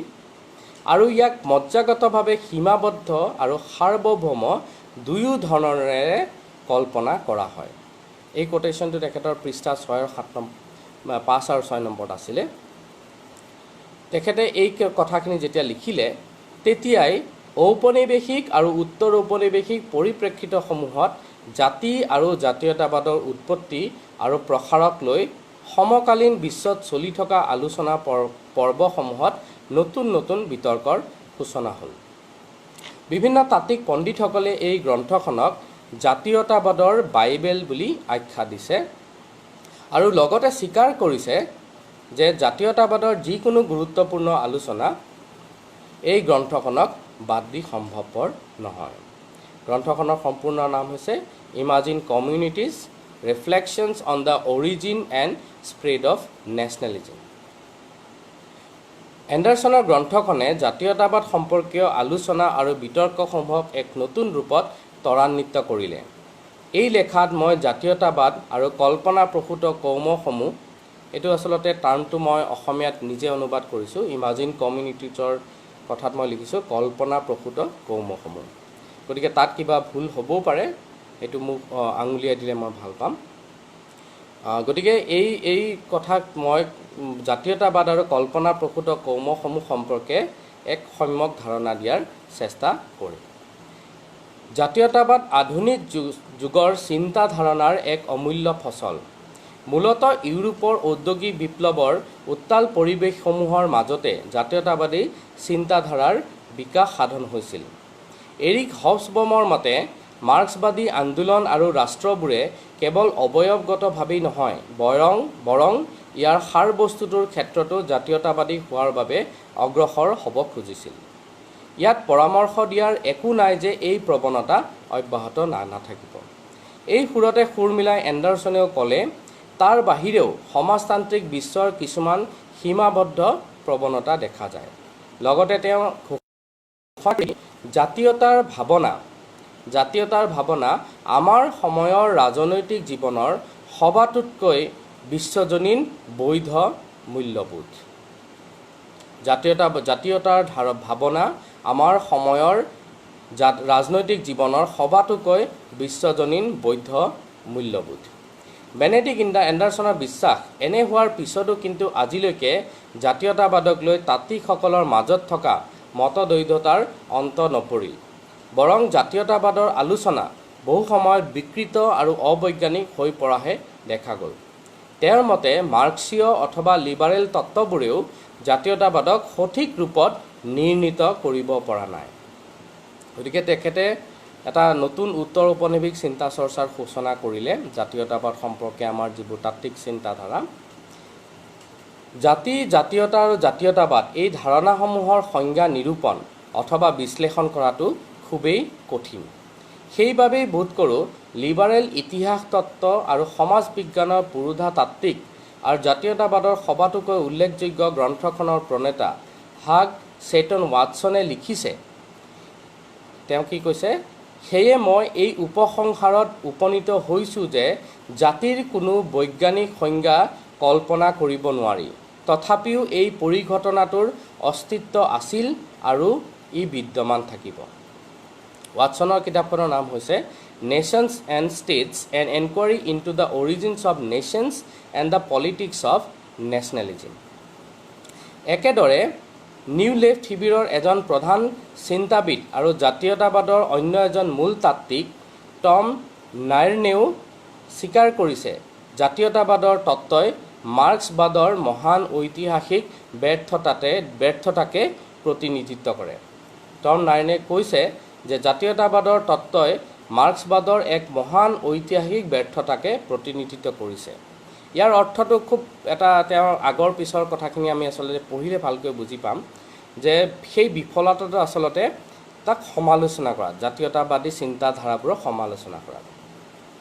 এনেবোৰ প্ৰসংগতে এণ্ডাৰছনে মত প্ৰকাশ কৰিলে এই ধৰণৰ মানে টম নায়াৰ্নৰ কথাটো তেখেতে কৈছে যে এই ধৰণৰ যিবোৰ স্বীকাৰোক্তি সেইবোৰ বহু সময়ত অতিশয়োক্তি, কিয়নো জাতীয়তাবাদৰ এক বহু দীঘলীয়া তাত্ত্বিক আত্ম অন্বেষণৰ দিশটো এইবোৰে আওকাণ কৰিছে। গতিকে আমি জাতীয়তাবাদৰ যেতিয়া আলোচনা কৰিব হয় তেতিয়া আমি আচলতে তাৰ যিটো আলোচনা সেইটো এক ধৰণৰ আলোচনা কৰি লাভ নাই। মই ভাবোঁ গোটেই সামগ্ৰিক যিটো আলোচনা আৰু তাৰ মাজেদি যিটো আমাৰ যিটো আত্ম অন্বেষণ, নিজৰ জাতি সম্পৰ্কে জনাৰ যিটো প্ৰক্ৰিয়া, সেই প্ৰক্ৰিয়াবোৰ আমি জানিব লাগিব। তেওঁ লিখিছে, আৰু অধিক সঠিকভাৱে ক'বলৈ গ'লে এনে হয় যে জাতীয়তাবাদ মাৰ্ক্সীয় তত্ত্বৰ বাবে এক অসুবিধাজনক বেমেজালি আৰু প্ৰকৃতাৰ্থত সেই কাৰণতে মাৰ্ক্সবাদৰ সৈতে মুখামুখিকৈ নোহোৱাকৈ ইয়াক নিলগাই থোৱা হয়। গতিকে জাতীয়তাবাদী যিবোৰ চিন্তা চেতনা তাক আমি এটা টেণ্ডেঞ্চি দেখিছোঁ যে মাৰ্ক্সবাদী চিন্তা চৰ্চাৰ পৰা ইয়াক আঁতৰাই ৰখা, নিলগাই ৰখা। বেণ্ডিক এণ্ডাৰছনে এইটো তেখেতৰ ইমাজিন কমিউনিটিজৰ পৃষ্ঠা নম্বৰ 3 এই কথাখিনি লিখিছিল। অসমীয়া অনুবাদখিনি মই নিজে কৰিছোঁ, গতিকে তাত কিছু ভুল ভ্ৰান্তি থাকিও যাবও পাৰে, তাৰ বাবে মই সকলোৰে ওচৰত ক্ষমা বিচাৰিছোঁ। এণ্ডাৰছনে জাতীয়তাবাদৰ সমসাময়িক তাত্ত্বিক আলোচনাবোৰৰ বিপৰীতে গৈ মত প্ৰকাশ কৰিলে যে মোৰ এই সম্পৰ্কে ওলোটা যুক্তিটো হ'ল জাতীয়তা অথবা কোনোৱে এই শব্দটোৰ বহুধৰ্মী তাৎপৰ্যৰ প্ৰতি লক্ষ্য ৰাখি আৰোপ কৰা জাতীয়ত্ব আৰু লগতে জাতীয়তাবাদ হ'ল এক নিৰ্দিষ্ট প্ৰকাৰৰ সাংস্কৃতিক সম্পদ। কালচাৰেল কেপিটেল বুলি আমি যিটো কথা কওঁ, তেখেতে কালচাৰেল কেপিটেলৰ প্ৰসংগটো ইয়াত আনিলে। আমি তেনেকুৱা বহুকেইটা পিছত আমি পিটাৰ বৰ্ডুৰ কথা আলোচনা কৰিলে পাম, কিন্তু আজি চাগৈ সেই কথাটোৰ কাৰণে সময় নহ'ব। সেইটো আচলতে খুব দীঘলীয়া আলোচনা। যি কি নহওক, তেখেতে ক'লে যে এই গোটেইবোৰ হৈছে জাতীয়ত্ব বা জাতীয়তাবাদ, জাতীয়তা, নেশ্যনেলিটি, এই গোটেইবোৰ এক নিৰ্দিষ্ট প্ৰকাৰৰ সাংস্কৃতিক সম্পদ, কালচাৰেল কেপিটেল। এই ধাৰণাসমূহক অন্তঃকৰণেৰে বুজিবৰ বাবে সেয়ে আমি অতি সাৱধানেৰে বিবেচনা কৰিব লাগিব। গতিকে জাতীয়তাবাদ সম্পৰ্কে আলোচনাবোৰত জটিলতা ক'ত, এই কথাখিনি আচলতে তেখেতে কৈছে। জাতীয়তাবাদ সম্পৰ্কে আমি খুব সহজভাৱে কিছুমান কথা কৈ দিওঁ, কিন্তু তাত কিমান জটিলতা লুকাই আছে সেইটো আমাৰ কাৰণে খুব দৰকাৰী। তেখেতে কৈছে যে এই যিবোৰ ধাৰণা, জাতীয়তাবাদ সম্পৰ্কীয় যিবোৰ ধাৰণা, এইবোৰে কিদৰে ঐতিহাসিক অস্তিত্ব লাভ কৰিছে বা সময়ৰ সোঁতত কি প্ৰকাৰে এইবোৰৰ অৰ্থৰ সাল সলনি ঘটিছে আৰু কিয় আজি এইসমূহে গভীৰ আৱেগিক আইনসিদ্ধ ধাৰণাৰ ৰূপ পাইছেহি, এই সকলোবোৰ কথা আমি খুব সাৱধানেৰে বিবেচনা কৰিছোঁ আৰু এই ধাৰণাসমূহ আমি বুজিবৰ চেষ্টা কৰিব লাগিব। মানে আমি এটা দৃষ্টিভংগীৰে একধৰ্মিতাৰে জাতীয়তাবাদ সম্পৰ্কে আলোচনা কৰাটো আচলতে মোৰ মতে, জাতীয়তাবাদৰ আলোচনা কৰাটো মোৰ মতে বৃথা চেষ্টা। জাতি আৰু জাতীয়তাবাদৰ তাত্ত্বিকসকলে প্ৰায়েই 3 ধৰণৰ পেৰাডক্সৰ বিষয়ে উনুকিয়াই দিয়ে। এই কথাটোৰ উল্লেখ কৰি এণ্ডাৰছনে কৈছে যে আন বাদসমূহৰ দৰে জাতীয়তাবাদে ইয়াৰ নিজা কোনো বিশাল চিন্তাবিদৰ জন্ম দিব পৰা নাই আৰু সেই শূন্যতাৰ বাবেই বহুভাষিক আৰু কসমপলিটান বুদ্ধিজীৱীসকলৰ মাজত এক ধৰণৰ ঊৰ্ধ্বতালিৰ পৰিৱেশো বিৰাজমান। তদুপৰি জাতীয়তাবাদক এক মতাদৰ্শ বুলি গণ্য কৰাটোৱে ইয়াৰ সমস্যা বহুগুণে বঢ়াইছে। গতিকে ইয়াতে দুটা কথা তেখেতে কৈছে যিটো মই খুব সমৰ্থন কৰোঁ, যে আন যিবোৰ বাদ তাৰ নিচিনাকৈ জাতীয়তাবাদে ইয়াৰ নিজা কোনো বিশাল চিন্তাবিদ, গ্ৰেট থিংকাৰ, যেনেকৈ আমি বিভিন্ন ধৰণৰ তত্ত্বত আমি এজন যেনেকৈ ধৰক আপেক্ষিকতাবাদৰ তত্ত্বৰ দুজন বিশাল চিন্তাবিদৰ কথা ক'ব পাৰোঁ, আইনষ্টাইন আৰু হকিঙৰ কথা। ঠিক তেনেকৈ জাতীয়তাবাদী ইয়াৰ নিজা কোনো বিশাল চিন্তাবিদৰ জন্ম দিব পৰা নাই। আৰু সেই শূন্যতাৰ বাবেই যিহেতুকে এজন প্ৰভাৱশালী চিন্তাবিদ নাই বা কেইবাজন প্ৰভাৱশালী চিন্তাবিদ নাই, সেইকাৰণে হৈছে কি বহুভাষিক আৰু কসমপলিটান বুদ্ধিজীৱীসকলৰ মাজত জাতীয়তাবাদ সম্পৰ্কে এক ধৰণৰ ঊৰ্ধ্বতালিৰ পৰিৱেশ বিৰাজমান। তদুপৰি এইটো মই ভাবোঁ খুব গুৰুত্বপূৰ্ণ কথা আমাৰ অসমৰ কাৰণেও, জাতীয়তাবাদক এক মতাদৰ্শ বুলি গণ্য কৰাটোৱেও ইয়াৰ সমস্যা বহুগুণে বঢ়াইছে। এই গোটেই কথাবোৰৰ এটা বিস্তৃত আলোচনা আগবঢ়াই এণ্ডাৰছনে জাতিক সংজ্ঞায়িত কৰিলে এনেদৰে। এই সংজ্ঞাটো খুব দৰকাৰী। এই সংজ্ঞাটোৰ এতিয়া বিভিন্ন ধৰণৰ সমালোচনা আছে, কিন্তু সেই কথাবোৰলৈ নগৈ মই জাতিৰ যিটো তেখেতৰ সংজ্ঞা, এণ্ডাৰছনৰ সংজ্ঞা, সেইটো কৈছোঁ। It is an imagine political community. যেতিয়া আমি আচলতে মই এটা কথা কওঁ যে পৃথিৱীৰ সকলো কথাই আচলতে ৰাজনৈতিক। গতিকে ঠিক তেনে এটা কথা, খুব গুৰুত্বপূৰ্ণ কথা, মই তেখেতৰ পৰাই সেই কথাটোৰ অনুপ্ৰেৰণা পাইছোঁ। তেওঁ কৈছে জাতিৰ সংজ্ঞাটো হৈছে it is an imagine political community, এটা কল্পনাপ্ৰসূত ৰাজনৈতিক কৌম, ৰাজনৈতিক সম্প্ৰদায়। An imagine both inherently limited and sovereign. গতিকে সাৰ্বভৌমত্বৰ কথাও ইয়াত আহিছে আৰু কৈছে এই সংজ্ঞাটোৱে এক ধৰণৰ সীমাবদ্ধতাৰ দিশেও আঙুলিয়াই দেখুৱায়। তদুপৰি তেওঁ লিখিলে যে ই কল্পনাপ্ৰসূত, কিয়নো আনকি সবাতোকৈ সৰু জাতি এটাৰ সদস্যসকলেও তেওঁলোকৰ জাতিৰ আন সদস্যসকলক কেতিয়াও জানিব নোৱাৰিব, লগ নাপাব অথবা তেওঁলোকৰ বিষয়ে নুশুনিব। কিন্তু তথাপিও তেওঁলোকৰ প্ৰত্যেকৰে মনত তেওঁলোকৰ কমিউনৰ প্ৰতিচ্ছবি জীয়াই থাকিব। এতিয়া যদি আমি অসমীয়া বুলি কওঁ, অসমীয়াটো এইটো আচলতে বিতৰ্ক এটা আহিব পাৰে, তথাপি মোৰ ধাৰণা যে অসমীয়াটো আচলতে এই জাতিৰ সংজ্ঞাটোতেই আমি পেলাব পাৰোঁ। আমি সেইকাৰণে কৈছে তেখেতে এই জাতিৰ সংজ্ঞাটো এক ধৰণৰ কল্পনাপ্ৰসূত সংজ্ঞা, ইমাজিন কমিউনিটি, কিয়নো আনকিকৈ সৰু জাতি এটাৰ সদস্যসকলেও তেওঁলোকৰ জাতিৰ আন সদস্যসকলক কেতিয়াও জানিব নোৱাৰিব, লগ নাপাব অথবা তেওঁলোকৰ বিষয়ে নুশুনিব। কিন্তু তথাপিও তেওঁলোকৰ প্ৰত্যেকৰে মনত তেওঁলোকৰ কমিউনৰ বা তেওঁলোকৰ সম্প্ৰদায়ৰ প্ৰতিচ্ছবি জীয়াই থাকিব। আগতে মই উল্লেখ কৰিছিলোঁ হাগ ছেটন ৱাটছন, তেখেতৰ নেশ্যন এণ্ড ষ্টেটছ নামৰ গ্ৰন্থখনত তেওঁ লিখিছে, মই এইখিনি কথাকে ক'বলৈ বিচাৰি পাইছোঁ যে এটা জাতি তেতিয়াহে জীয়াই থাকে যেতিয়া এটা গোষ্ঠীৰ এক তাৎপৰ্যপূৰ্ণভাৱে বৃহৎ সংখ্যক মানুহে এটা জাতি গঠন কৰিবলৈ বা ইতিমধ্যেই এটা জাতি গঠন কৰা বুলি স্বভাৱগতভাৱে নিজকে বিবেচনা কৰে। এই কথাটো খুব গুৰুত্বপূৰ্ণ। এটা জাতি তেতিয়াহে জীয়াই থাকিব যেতিয়া এটা গোষ্ঠীৰ এক তাৎপৰ্যপূৰ্ণভাৱে বৃহৎ সংখ্যক মানুহে এটা জাতি গঠন কৰিবলৈ, আমি যে কৈ থাকোঁ বৃহত্তৰ অসমীয়া জাতি গঠন প্ৰক্ৰিয়া, সেই জাতি গঠনটো আমাৰ এতিয়াও সম্পূৰ্ণ হোৱা নাই বুলি বিশেষজ্ঞসকলে কয়।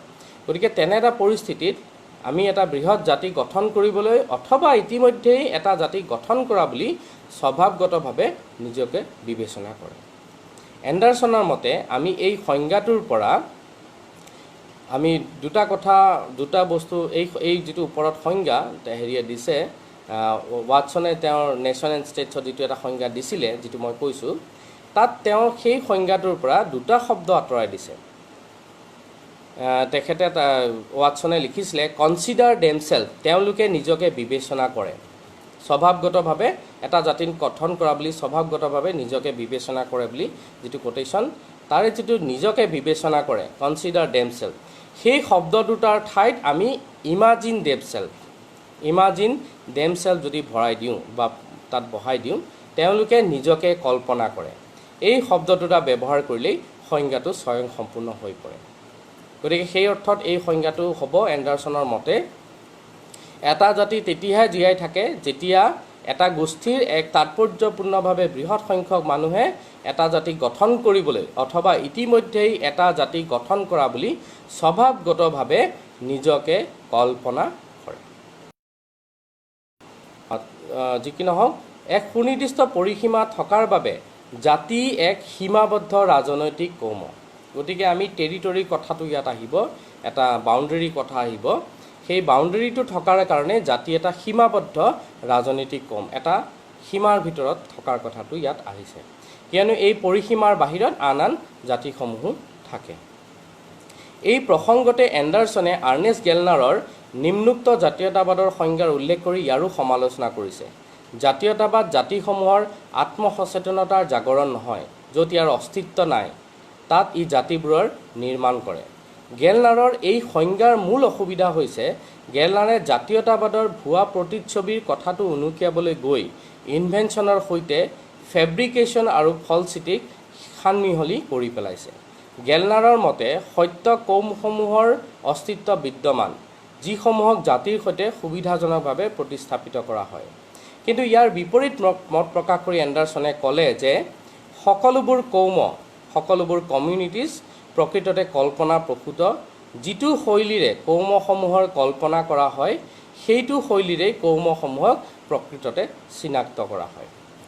মূলতঃ জাতীয়তাবাদৰ উৎপত্তি হয় এনলাইটমেণ্টৰ যুগত ধৰ্মীয় বহুত্বৰ সাৰ্বিক গ্ৰহণযোগ্যতাৰ মাজেৰে। জাতি সদায় জীয়াই আছে কৌমসমূহৰ মাজত, কমিউনিটিসমূহৰ মাজত। তদুপৰি এনলাইটেনমেণ্ট আৰু ঔদ্যোগিক বিপ্লৱৰ জৰিয়তে এক স্বৰ্গীয় গৃহীত উত্তৰাধিকাৰী সূত্ৰে প্ৰৱৰ্তিত ৰাজনৈতিক বংশাৱলীসমূহৰ পতন হৈছিল আৰু তাৰ জৰিয়তেই কৌমসমূহে সকলো ধৰণৰ স্বাধীনতা অৰ্জন কৰিছিল। এই আৰ্জিত স্বাধীনতাৰ প্ৰতীক হৈ পৰিল সাৰ্বভৌমত্ব জাতি আৰু ৰাষ্ট্ৰসমূহ। এই অৰ্থতে এণ্ডাৰছনৰ মতে জাতিক সাৰ্বভৌম ৰাজনৈতিক কৌম হিচাপে কল্পনা কৰা হৈছে। আনহাতে জাতিক কি অৰ্থত কৌম বা কমিউনিটি হিচাপে গণ্য কৰা হ'ব, সেই কথাটোৰ উত্তৰো এণ্ডাৰছনে এনেদৰে দিছে। প্ৰকৃত অসমতা আৰু শোষণ নিৰ্বিশেষে যিসমূহ প্ৰতিটো ক্ষেত্ৰতে প্ৰবল হৈ উঠিব পাৰে, জাতিক সকলো সময়তে এক গভীৰ আনুভৱিক সংঘবদ্ধতাৰ সম্পৰ্কৰূপে ধাৰণা কৰা হয়। পৰিশেষত সেইটোৱেই এক সমধৰ্মিতা, যাৰ কাৰণে দুটা শতিকা ধৰি এনে সীমাবদ্ধ কমিউনিটিজবোৰৰ বাবেই লক্ষ লক্ষ মানুহে অলেখ হত্যা কৰিব পাৰিছে, স্বেচ্ছাই জাতিৰ বাবে মৃত্যুবৰণ কৰিব পাৰিছে। এক অৰ্থত জাতিক কৌম হিচাপে বা কমিউনিটি হিচাপে গণ্য কৰাৰ ফলত জাতি আৰু জাতীয়তাবাদৰ নতুন পৰিভাষা আৰু অৰ্থৰ বিচাৰ অনিবাৰ্য হৈ পৰিল আৰু তাৰ লগে লগে এই সম্পৰ্কীয় আলোচনাবোৰে কিছুমান নতুন বিতৰ্কৰ সূচনা কৰিলে। বেনেডিক্ট এণ্ডাৰছনৰ ইমাজিন কমিউনিটিজ শীৰ্ষক গ্ৰন্থখনৰ প্ৰকাশৰ লগে লগে ত্বৰান্বিত হোৱা জাতি আৰু জাতীয়তাবাদ সম্পৰ্কীয় আলোচনাসমূহ আৰু বিতৰ্কবোৰে পুনৰ জাতীয়তাবাদৰ মূল সমস্যাটোক, জাতীয়তাবাদৰ যিটো মূল কুৱেশ্যন, সেইটোক নতুন অৰ্থত তুলি ধৰিলে। দুটা শতাব্দীতকৈ কিছু অধিক যিটো সাম্প্ৰতিক ইতিহাস, তাৰ যিবোৰ সংকুচিত কল্পীবোৰ মানে কমিউনিটিজবোৰে কিহৰ কাৰণে এনেধৰণৰ বিশালাকায় উৎসৰ্গসমূহক উৎপন্ন কৰিব পাৰে। এণ্ডাৰছনৰ বিশ্বাস জাতীয়তাবাদৰ সাংস্কৃতিক শিপাবোৰৰ মাজতে জাতীয়তাবাদৰ মূল প্ৰশ্নৰ উত্তৰ লুকাই আছে। মই আচলতে জাতীয়তাবাদ সম্পৰ্কে ক'বলৈ যাওঁতে বহু কথা খেলি মেলি হয় বুলিহে এই কথাখিনি মই লিখি লোৱা হৈছিল আৰু সেইটো মই মাজে মাজে পাঠ কৰি দিছোঁ আপোনালোকক। আলোচনাটো কিছু মানে অলপ আমনিদায়ক হ'বও পাৰে, তাৰ কাৰণে মই ক্ষমা বিচাৰিছোঁ। তথাপিও মই জাতীয়তাবাদ সম্পৰ্কে, জাতি সম্পৰ্কে বা জাতীয় চিন্তা সম্পৰ্কে কোনবোৰ কথাই আচলতে আমাক প্ৰভাৱিত কৰিব লাগে, কোনবোৰ কথা আমাৰ কাৰণে দৰকাৰী, তাৰ যিটো তাত্ত্বিক দিশ, সেই কথা মই নিজে যিখিনি কথা বুজি পাইছোঁ সেইখিনি কথা আপোনালোকক জনাবলৈ চেষ্টা কৰিছোঁ।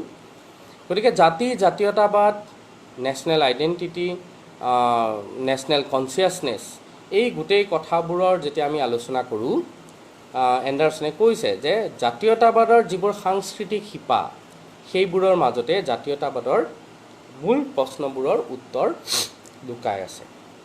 গতিকে আমি এতিয়া বিচাৰ কৰি চাব লাগিব যে অসমীয়া জাতীয়তাবাদৰ সাংস্কৃতিক শিপাবোৰ আমি কেনেদৰে আইডেণ্টিফাই কৰিব পাৰিম আৰু সেইসমূহে এটা দীঘলীয়া সময়ত কেনেদৰে অসমীয়া জাতিটোক এক জাতীয়তাবাদী চিন্তাৰ প্ৰতি আকৃষ্ট কৰি আহিছে, তাৰ আমি বহুখিনি উদাহৰণ পাম।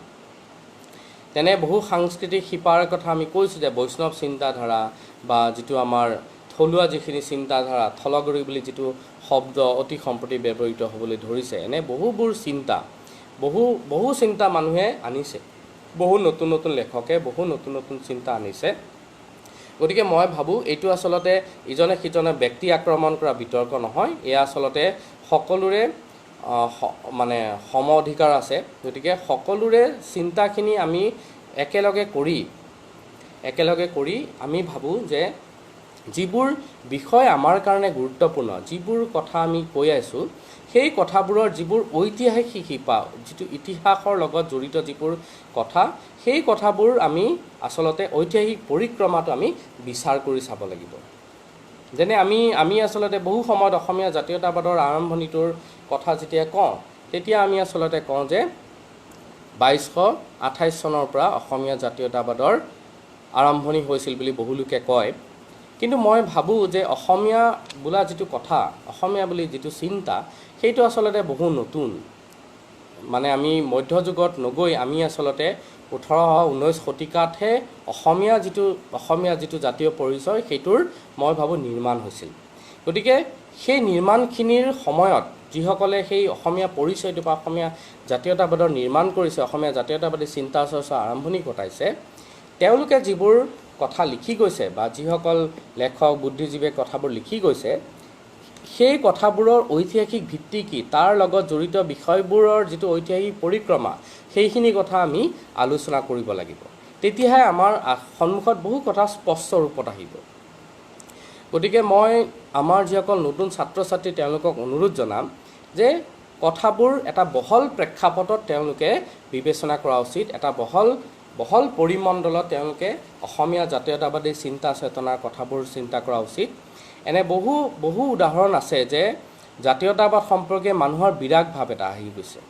উগ্ৰ জাতীয়তাবাদী চিন্তাধাৰাৰ কাৰণে হওক, অতি জাতীয়তাবাদী চিন্তাধাৰাৰ কাৰণেই হওক, বা ছাব নেশ্যনেলিজমৰ কাৰণেই হওক, বা বিভিন্ন এনেকুৱা বিষয়বোৰৰ কাৰণে জাতীয়তাবাদ সম্পৰ্কে মানুহৰ এটা মনত বিৰাগ ভাৱ আছে। আমি জাতীয়তাবাদ সমৰ্থন কৰোঁ নে সমৰ্থন নকৰোঁ, সেইটো কথা গুৰুত্বপূৰ্ণ নহয়। মই ভাবোঁ জাতীয়তাবাদী চিন্তা চেতনাই মানুহক যেতিয়াই আমি ঘৰখনৰ পৰা বাহিৰলৈ যাওঁ, অসমীয়া হিচাপে বা শিৱসাগৰ হিচাপে, যোৰহতীয়া হিচাপে, তেজপুৰীয়া হিচাপে বা অসমীয়া সামগ্ৰিক অৰ্থত অসমীয়া হিচাপে যেতিয়াই নিজৰ পৰিচয়টো দিওঁ, তেতিয়া আমি আচলতে অসমীয়া জাতীয়তাবাদৰ ঘোষণা কৰি থাকোঁ।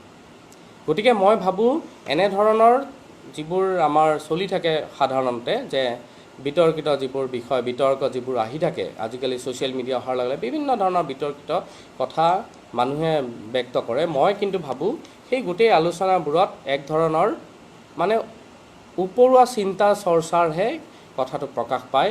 মানুহৰ ঐতিহাসিক চেতনাটো লাগিব। এতিয়া মই আৰম্ভণিতে কৈছোঁ যে জাতীয়তাবাদী চিন্তা চেতনাৰ মূল বিষয়টোৱে হৈছে, মূল কেঁচামালটোৱে হৈছে ইতিহাস। গতিকে আমি ইতিহাস যেতিয়ালৈকে খুচৰি নুলিয়াওঁ, ইতিহাসৰ আচল প্ৰতিৰূপবোৰ যেতিয়ালৈকে আমি বিচাৰি উলিয়াব নোৱাৰোঁ, তেতিয়ালৈকে আমি জাতীয়তাবাদৰ চিন্তা কৰাৰ কথাটো ভুল। আৰু বহু সময়ত হয় কি যে পুৰণি ইতিহাসবোৰ লুকুৱাই পেলোৱা হয়। পুৰণি ইতিহাসবোৰ লুকুৱাই পেলাই নতুন এক ধৰণৰ আমাৰ ইতিহাসটোকে সলাই নতুন ধৰণৰ ইতিহাস বুলি কোৱা হয়। গতিকে এই যিবোৰ আধিপত্যবাদী চিন্তাধাৰা, যে আমাৰ ইতিহাসটোকেই যিসকলে সলাই পেলাব খুজিছে, তেওঁলোকৰ কথাবোৰ মন নকৰি আমি ভাবোঁ যে ইতিহাসৰ প্ৰকৃত উন্মোচনেই হৈছে জাতীয়তাবাদী চিন্তা চেতনাৰ প্ৰথমটো মাইলৰ খুঁটি। আৰু দ্বিতীয় কথাটো হৈছে যে আমাক কি ধৰণে অনুপ্ৰাণিত কৰি যাম, আমি কি ধৰণে নতুন নতুন কাম কৰি যাম। এতিয়া অসমত মই দেখিছোঁ যে বহু লোকে উপৰীয়া চিন্তা চেতনাৰে বিভিন্ন অদৰকাৰী বিতৰ্ক, বিভিন্ন অদৰকাৰী বিষয় মানুহৰ সন্মুখত আনি দিয়ে। কিন্তু মই দেখিছোঁ যে সাধাৰণ ৰাইজে সেই বিতৰ্কসমূহত লগত নগৈ নিজৰ যিটো জীৱন পৰিক্ৰমা তাৰ মাজত থাকিও কিন্তু অসম আৰু অসমীয়াৰ সপক্ষে সদায় থিয় দি আহিছে। গতিকে মই ভাবোঁ যে অসমীয়া জাতীয়তাবাদ হ'ব লাগে এটা কালেক্টিভ ফৰ্ম।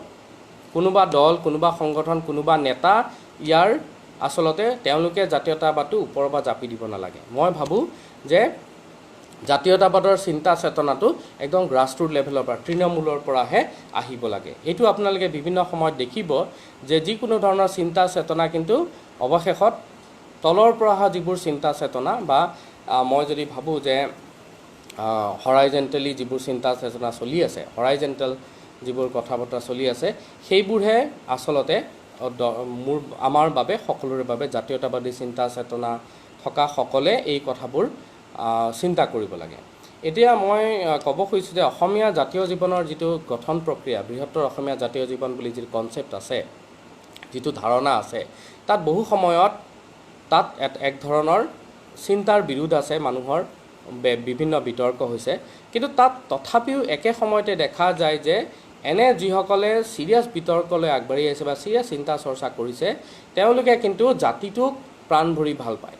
এনে আপোনালোকে যোৱা কেইবাদিনতো দেখিছে যে অসমীয়া জাতিটোক প্ৰাণ ভৰি ভাল পোৱা কেইবাজনো মানুহে অসমীয়া জাতীয় চিন্তা চেতনা কেনেকৈ বিকশিত হৈছে বা সাম্প্ৰতিক সময়ত কেনেদৰে অসমীয়া জাতীয়তাবাদৰ কথাবোৰ আহিছে, সেই কথাবোৰ কৈছে। গতিকে প্ৰথম কথাটো হৈছে আমাৰ যিটো ঐতিহাসিক প্ৰেক্ষাপট, অসমীয়াৰ যিটো আচল ইতিহাস, প্ৰকৃত ইতিহাস, সেইটো আমি উন্মোচন নকৰালৈকে আমি জাতীয়তাবাদী চিন্তা চেতনা আমি কৰোঁ বুলি আমি আচলতে ক'ব নোৱাৰোঁ। গতিকে আমি আমাৰ ঐতিহাসিক প্ৰেক্ষাপটটো বিভিন্ন ধৰণৰ ঘটনা ঘটিছে ইতিহাসত, গতিকে সেই কথাবোৰ সন্মুখলৈ আনিব লাগিব। আৰু দ্বিতীয়তে আমি এই কথাটো বিশ্বাস কৰিব লাগিব যে জাতীয়তাবাদ তলৰ পৰাহে আহিছে, মানে তৃণমূল পৰ্যায়ৰ পৰাহে আহিব লাগিব। ৰাইজে যিটো ক'ব সেইটোৱে মই ভাবোঁ অসমীয়া জাতীয়তাবাদৰ কাৰণে শুদ্ধ পথ। আৰু দুটামান কথা কৈ মই আজিৰ অনুষ্ঠানটো শেষ কৰিব খুজিছোঁ। আচলতে মই কথাখিনি কৈ যোৱাৰ সময়ত বিভিন্নজনে যদি কিবা মোক সুধিছিলে, মই ধৰিব নোৱাৰিলোঁ। মই পৰৱৰ্তী সময়ত সেই কথাবোৰৰ উত্তৰ নিশ্চয় দিম। এতিয়া মই অসমীয়া জাতীয়তাবাদৰ যিটো ধাৰণা, সেইটো মই দুটামান কথা কৈ যাওঁ। সেইটো আচলতে সমজেনাছ ধাৰণা হ'ব নালাগে। অসমীয়া জাতীয়তাবাদৰ যিটো চিন্তাধাৰা, তাত সকলো ধৰণৰ চিন্তা হওক, সকলো ধৰণৰ বিষয় আহক, সকলো জাতি জনগোষ্ঠীৰ সমান অধিকাৰৰ ভিত্তিত কথাবোৰ অসমীয়া জাতীয়তাবাদী চিন্তা চেতনা আগবাঢ়ক। তেতিয়াহে আচলতে অসমীয়া জাতীয়তাবাদ এক প্ৰগতিশীল জাতীয়তাবাদত পৰিণত হ'ব। নহ'লে ইয়াৰ যিবোৰ উগ্ৰ জাতীয়তাবাদী এলিমেণ্ট, উগ্ৰ জাতীয়তাবাদী যিবোৰ ধাৰণা, এইবোৰে আচলতে প্ৰাধান্য বিস্তাৰ কৰি থাকিব।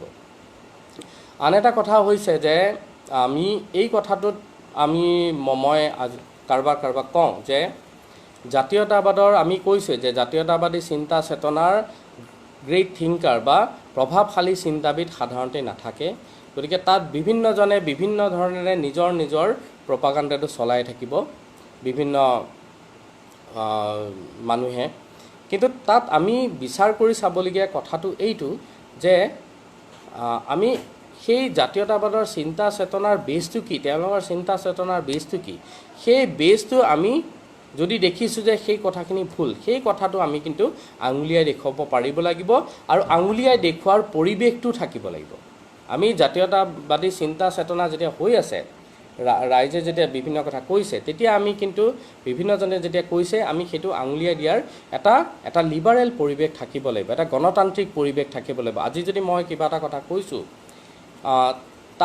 তাৰ বিৰোধিতা কৰাৰ অৰ্থটো হ'ল যে মতাদৰ্শগত চিন্তা চেতনা যদি মিলা নাই, সেই কথাটো আমি এক বিতৰ্কলৈ বা এক আলোচনাৰ বিষয় কৰিব পাৰোঁ।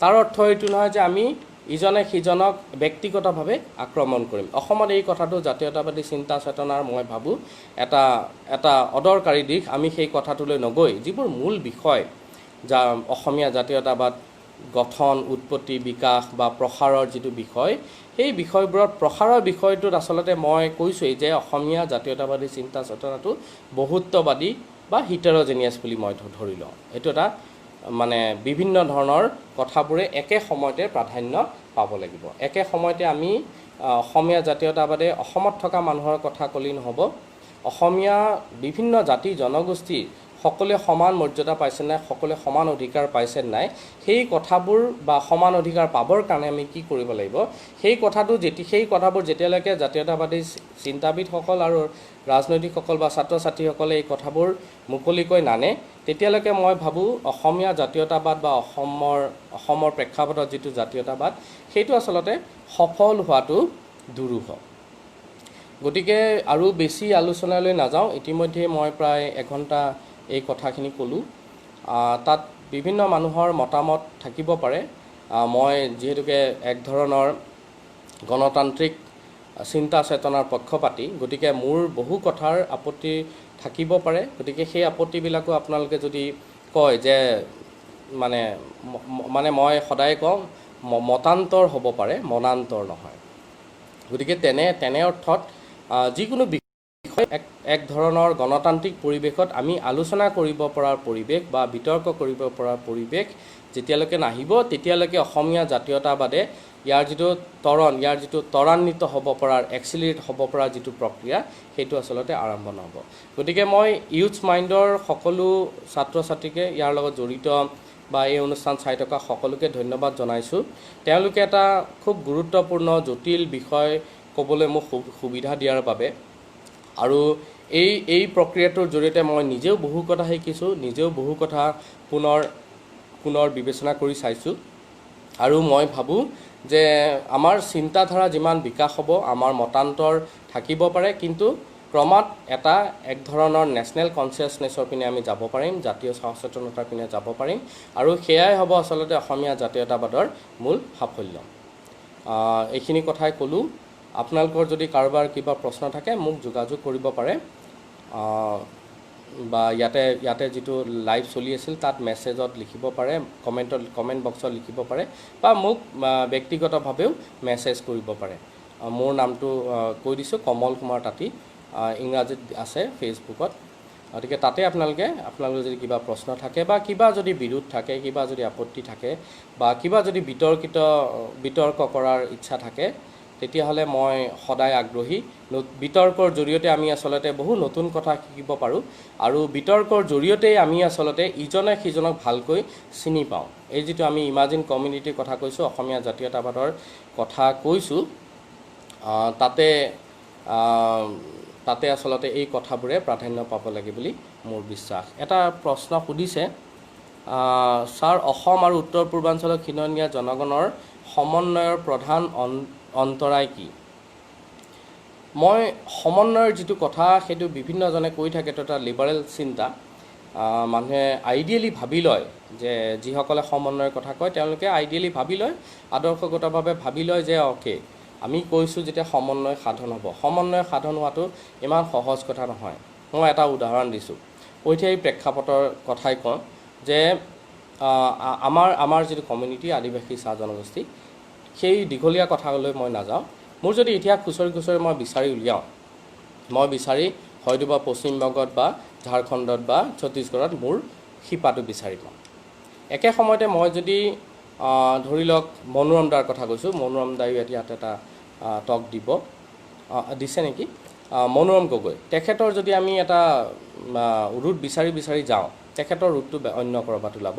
আমি দুইজনেই, আমাৰ পূৰ্বপুৰুষসকলে দুইজনেই অসম নামৰ ভূখণ্ডলৈ আহিছে, ব্ৰহ্মপুত্ৰ উপত্যকালৈ আহিছে।